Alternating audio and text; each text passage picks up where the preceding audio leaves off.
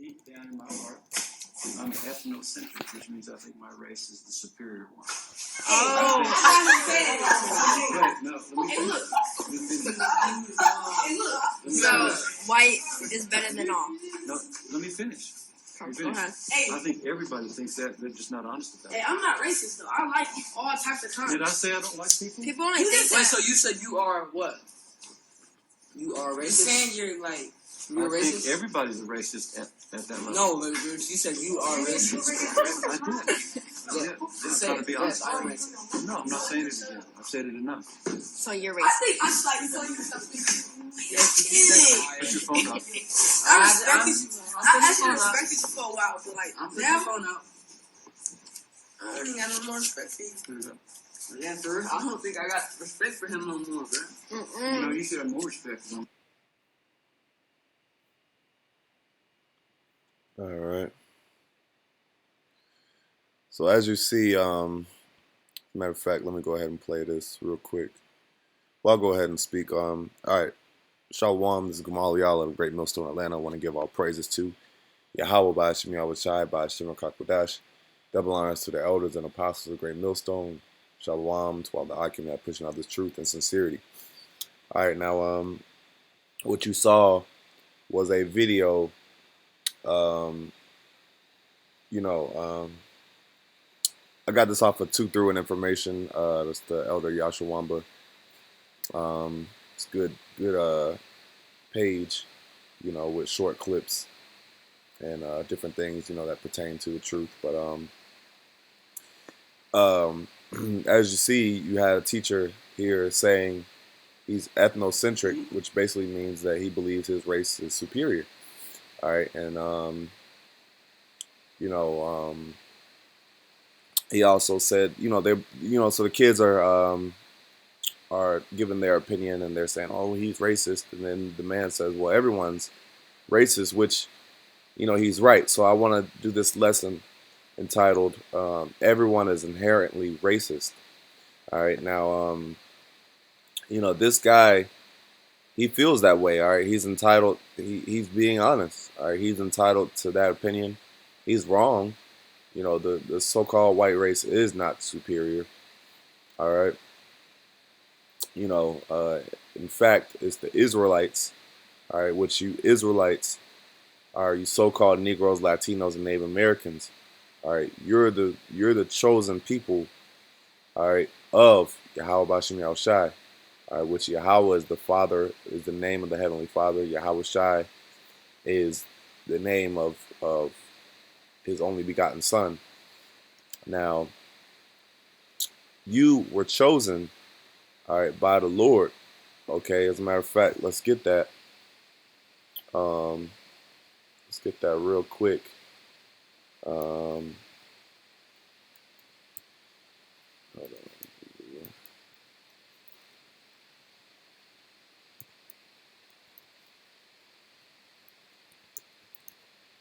All right. I don't know if it'll let me. This site is. Oh, okay, it's good. All right, so.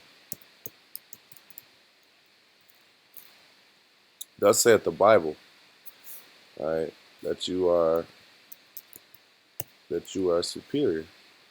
Let's get it. Deuteronomy 7:6. For thou art an holy people unto the Lord thy God. Now, let's get this word holy. All right. The word holy means Quadash, all right, which means sacred, set apart. Okay. Sacred and set apart. For thou art an holy people unto the Lord thy power. The Lord thy power hath chosen thee to be a special people unto himself, above all that are upon the face of the earth. Okay, so the Lord set us to be above, talking about you Israelites. He set you to be above all the other people. Okay, which, what is that? That's racism. Okay. All right, but everyone is inherently racist. You should feel, even if you're a heathen, even if you're not an Israelite, right? You should feel that your race is superior. Okay, you should feel that your race is special. All right. That's like if you belong to uh, uh, an organization, you should feel like that organization, you belong. You should feel like, why would you be a part of something, that you don't feel like is better, superior. All right. You're going to cling to what you belong. You're going to be biased towards what you belong to, and that's natural. Okay, that's a natural human characteristic. Now, there's one thing else I want to go into, which is the myth of race. All right.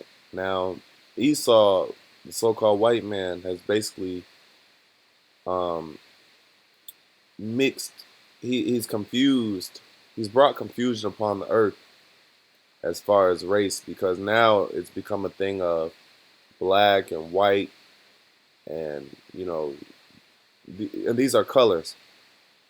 And you can thank a name by the name of Johann Blumenbach, all right, which created, as it says right here, and this is Vox.com. You can look it up. He created a book called The Variety of Mankind. All right, and it says he created the first race-based classification. All right. As a matter of fact, the video is gonna go into it. Yeah, let's get into it. Because I'm gonna chime in on this as well. You may think you know exactly what race you are, but how would you prove it if someone disagreed with you? The fact is, even though race drives a lot of social and political outcomes, race isn't real. One of the first people to attempt to categorize humans according to race was a German scientist around 1776. He came up with 5 different groups according to physical appearance and geographic origin of their ancestors. Americans of European descent eagerly bought into this type of thinking around the same time. Some historians have said the idea that there were different races helped them resolve the contradiction between a natural right to freedom and the fact of slavery. If whites were their own distinct category, then they could feel a lot better about denying freedom to people who they labeled black and decided were fundamentally different. But as political priorities change, definitions of race in America adjust right along with them. For example, if you are of Mexican birth or ancestry in the United States in 1929, you were considered white. Then the 1930 census changed that to non-white. All right, so real quick, you see this confusion? Before 1930, so-called Mexicans were considered white. After 1930, they're non-white. All right. To limit immigration. Later, when the U.S. needed to increase its labor force during World War II, these people were switched back to white. And what it took to be black once varied so wildly throughout the country, from 1/4 to 1/16 to the infamous 1 drop of African ancestry, that people could actually change races just by crossing state lines. Then, suddenly, in 2000, the government decided that Americans could be more than one race and added a multiracial category to the census. This has left many Americans scratching their heads when it comes to selecting who they are. As many as 6.2% of census respondents selected some other race in a 20. And you notice in that checkbox, they don't have Israelite. As a matter of fact, they don't have any biblical nationality. It's white, black, African American, or Negro. These are all bywords. See? In fact, let's get this.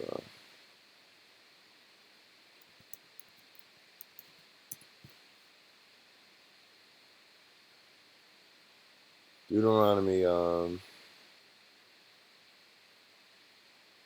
actually, First Kings, let's start this.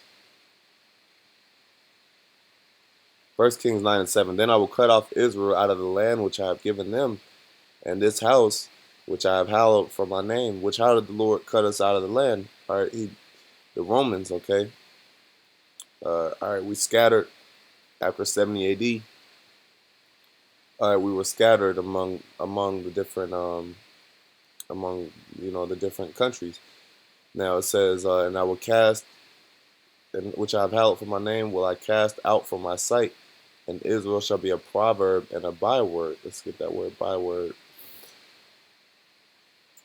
because these are all nicknames.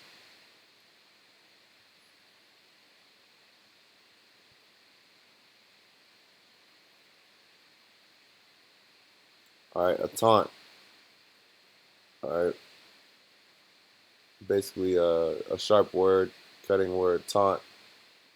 Basically, like, insult, which this is an insult. Black, because black, the word black actually means void of light. Um, just it has a very negative connotation attached to it. All right, but as you see, these are all okay. I'll give you an example. Japanese, Korean, Vietnamese, these are all associated with lands and nations of people. But what is white and black? You see? What is white and black? At least, these are all names that were given upon Moab and Ammon, right? All right. But what about white and black? It goes to show you it's just made up. It's a made up term. Americans scratching their heads when it comes to selecting who they are.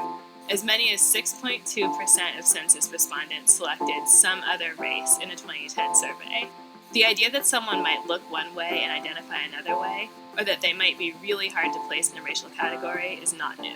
This is why there was a public debate about whether MSNBC's Karen Finney could say she was black, or how we can't even agree on the racial label assigned to the President of the United States.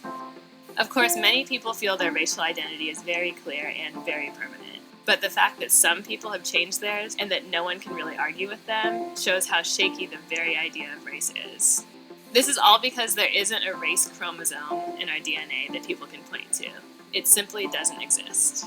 When the medical community links race to health outcomes, it's really just using race as a substitute for other factors, such as where your ancestors came from, or the experiences of people who may have been put in the same racial group as you.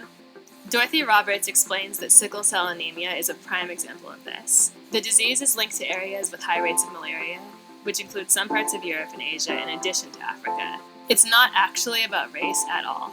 This, of course, does not mean that the concept of race isn't hugely important in our lives. The racial categories to which we're assigned can determine real-life experiences, they can drive political outcomes, and they can even make the difference between life and death.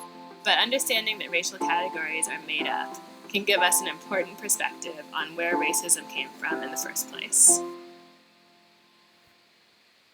Yeah, so, there's just a lot of confusion when it comes to this subject, but it's really simple, all right? The scriptures give you a clear understanding on everything, all right? That's why you just got to follow the scriptures, because, Esau has set up, that's why it's known as Babylon, all right? The land of confusion. The ball means confusion, which this is all just confusion, man. Numbers 1:26. This is how the script. This is how simple it is. Of the children of Judah by their generations, after their families, by the house of their fathers, according to the number of the names from 20 years old and upward, all that were able to go forth to war. All right. So this is how you told lineage. This is lineage. Okay. By their generations, after their families, by the house of their fathers. Okay? So you would number individuals by their families. Okay, you would number them by their generations. Okay, the house of their fathers. All right? And that's how simple it is. It's lineage. But all this whole black and white and this and that, it's confusion. All right. And it says, they even race, has a lot of things. It ties in a lot of things with health. And, so they've basically, mixed in a lot of different factors that have nothing to do with your lineage. as you see, a white person was considered Hispanic. I mean, a Hispanic person would be considered white before the 1930s. But I also want to go into how, matter of fact, right here, this is the origin of the word race. All right. It says from the French race earlier, raza, breed, lineage, family. Okay. That's how simple it is. It goes back to your lineage and your family, your line. Okay. Who does your line go back to? That's why when you have a family tree, what do you got to do? You got to trace back the fathers.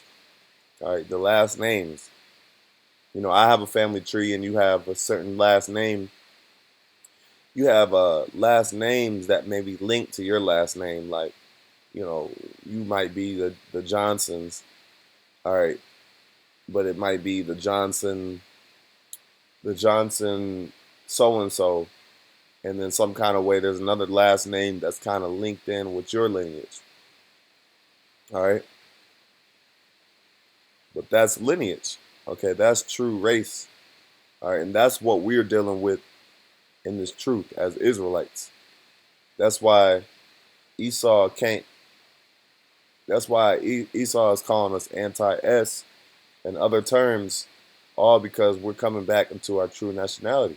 All right, because we're not saying we're Jewish or I'm sorry, we are practice Judaism or we follow the customs of the Jews. No, we're saying we're the true Jews. We go back to the line of the true Jews.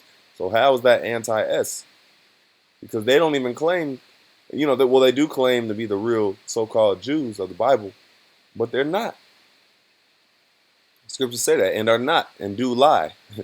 In Revelation, it says, and are not, and do lie, but are the synagogue of Satan, which that's also talking about our people, but it can be applied to those gutter rats, to those small hats. All right, now,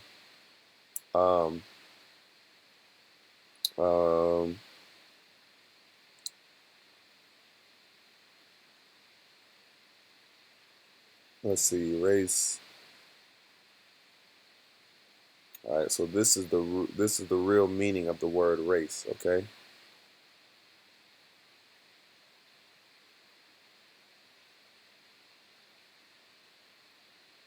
Now, I want to get another definition. This is ist, because they'll say, "Oh, you're racist." What is this word ist? Ist, racist. What does that mean? All right, ist is a suffix. All right, which, okay, we're not talking about an action. We're not talking about, let's see. Here it is. One that adheres to or advocates a specified doctrine or system or code of behavior. Royalist, hedonist, socialist. Okay? So somebody that, another simplified version is one that believes in or favors a specified doctrine or system or code of behavior. Okay? Somebody that favors. So if you are racist, you're simply in favor of your own. Okay? You're in favor of your own people. Which that's what that guy in the video. He's in favor of his own people. All right? Which you should be. Everyone's naturally, inherently in favor of their own people. If you're in favor of your own family, your biological family, your mom and your dad, does that make you a family? Can people say you're a familyist? Okay, you're a familyist. Does that make you wrong for being in favor of your own family? No, that's just your experiences. That's who you grew up around. That's who you love. So everyone is inherently in favor of their own people, who they love. All right? Like bros always bring out, when you go to jail, who are you going to who are you going to get with? What group of people are you going to get with? You're going to get with your own people. You're going to get with, if you're so-called black and you go to jail, you're going to get with other, you're not going to go join the skinheads, the so-called white people gang. You're not going to join them. You're not going to join the Issachar. You're not going to go join the Mexicans, although they're your own people. But, you're going to join those that look like you. Okay? So, that was pretty much the point. Let's see if there's anything else I want to get.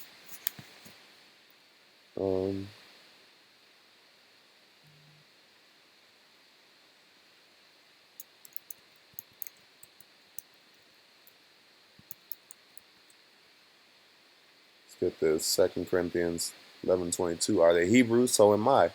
Are they Israelites? So am I. Are they the seed of Abraham? So am I. This is Paul speaking. Let's also get Romans 9.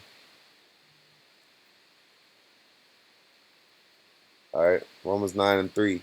For I wish that myself were accursed from YAHAWASHI for my brethren, my kinsmen according to the flesh, who are Israelites, to whom pertaineth the adoption and the glory and the covenants and the giving of the law and the service of the Most High and the promises. Okay? Whose are the fathers, and of whom concerning the flesh YAHAWASHI came, who is over all. Yahweh bless it forever. Amen. Okay? So, this is Paul speaking. He says that these are my brethren, my kinsmen according to the flesh. That makes him that makes him a familyist. That makes him a racist. His kinsmen according to the flesh. So he values his kinsmen. He values his kinsmen. All right? His brethren. All right? So there's nothing wrong with that. Everyone is inherently racist. And Esau, on the other hand, he's racist as well. All right? He's in favor of his own. All right? Which we're all gonna find out who's truly superior. Everyone believes that they're superior and they got, they're the ish. But we'll see. We'll see who's truly superior, okay? We're gonna see. We're gonna find out soon who is the superior race of people. All right, so with that, I'm gonna end out by giving all praises to Yahawah, BAHASHAM, YAHAWASHI, BAHASHAM, Kakadash. Double honors to the elders and apostles of the great millstone. Shalom.